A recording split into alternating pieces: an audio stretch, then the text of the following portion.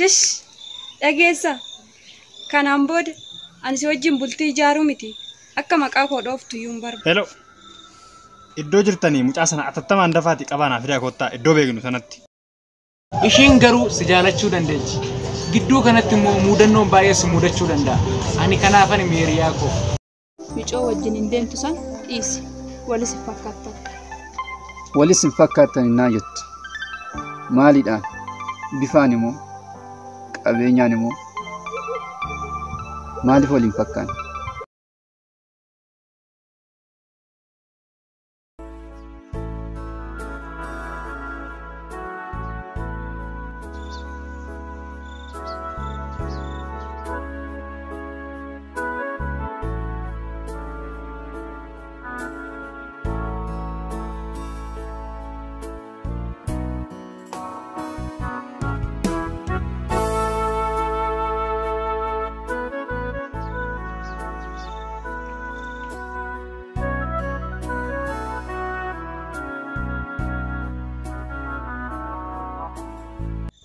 Noor dhuftee waa'ee keetu yaadaa jiru dhuftee kachitte moo?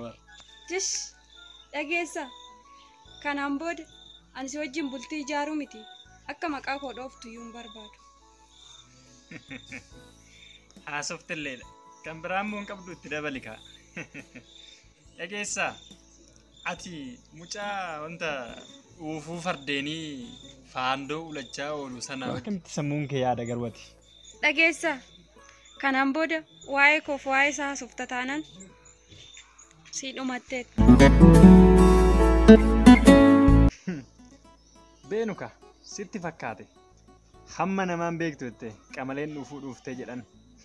Waa'ee koo hin barre waa'ee koo baruuf qo'i.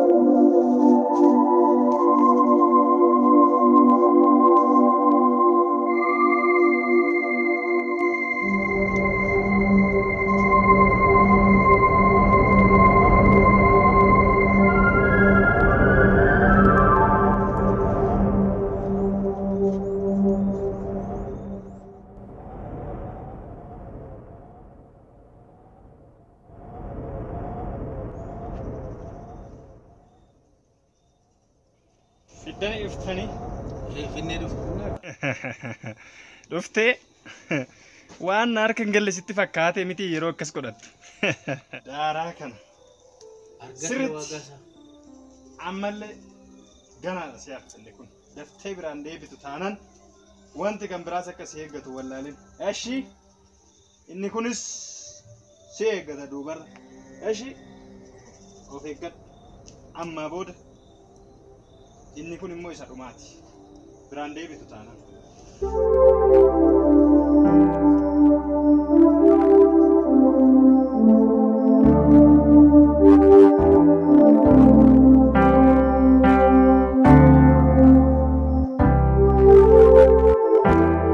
Ishiin kun guyyaa ishee dhumaati. Tarkaanfii keenya jijjiirratu taanaan. Si dhumateera kana booda harka koo galteerta.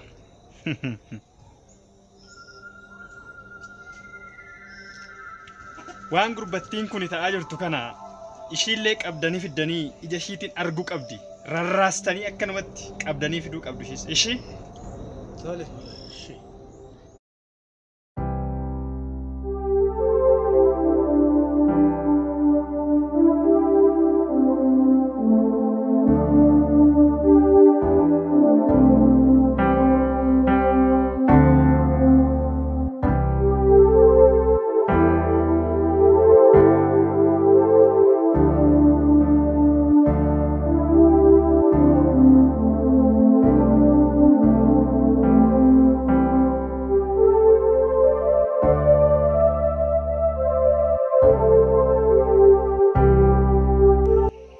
Maal taatee maal yaadda? Waa yaadan deemte fakkaata. Bakkoo jira? Maal yaadaan deema jette? Takkaa keessi kiyya gammachuu godhatee hin beeku. Maaliif? Maal taate? Summiin na keessa faca'ee jiru beektaa? Waa lama qofa osoo hin taane waa sadii oli. Innis maal fa'i? Wanta naan hin beekne jira moo? Wanti ati beektus ni jira, wanti ati hin beeknes ni jira. Maal inni ree? Rakkoo kee kanarratti himuu hin dandeessu? Dhageessa.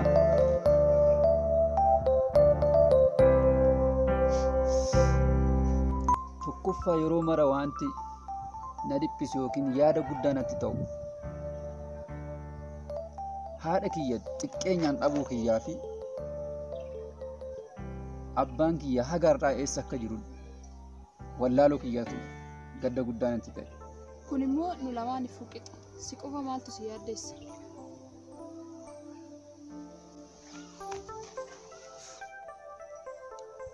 Dhiisi hin dubbadhu amma. Garuu teessee waa guddaa arguuf deemta. Innis walumaan arguuf deema. Innaa ta'u garuu amma wanni sitti himu keessa micoo wajjin hin deemtu san dhiisi. Walis hin fakkaattan. Walis hin fakkaattan innaa jettu. Maaliidhaan? Bifaan immoo qabeenyaan immoo maaliif waliin fakkaanne? Akkas jechuu kiyyaa miti. Sin madaaltu yoo siin jedhu ishiinis akkuma ishee nama qabeenya qabu, nama mana qabu, nama konkolaataa qabu barbaaddi malee miskiina akka keetitti hin heerumti jettee yaaddaa tumtuyyuu. Yaa buleetti kiyya. Barri qabeenyi kun akka fixeensa ganamaa ta'e hin beektu sila. Barri isaanis yookiin ittiin hin dhalanne beektaa? Ittuma dhufan malee. Anis yoo ta'e qabeenya guyyaa takka ittan dhufa jedhee yaada. Ati akkasitti yaade malee ishiin immoo akkasitti yaaduu dhiisuu dandeechi. Kan ammoo ati beekuu qabdu. Hunda caalamoon jaalala murteessaadha. Sanaaf hin yaadin.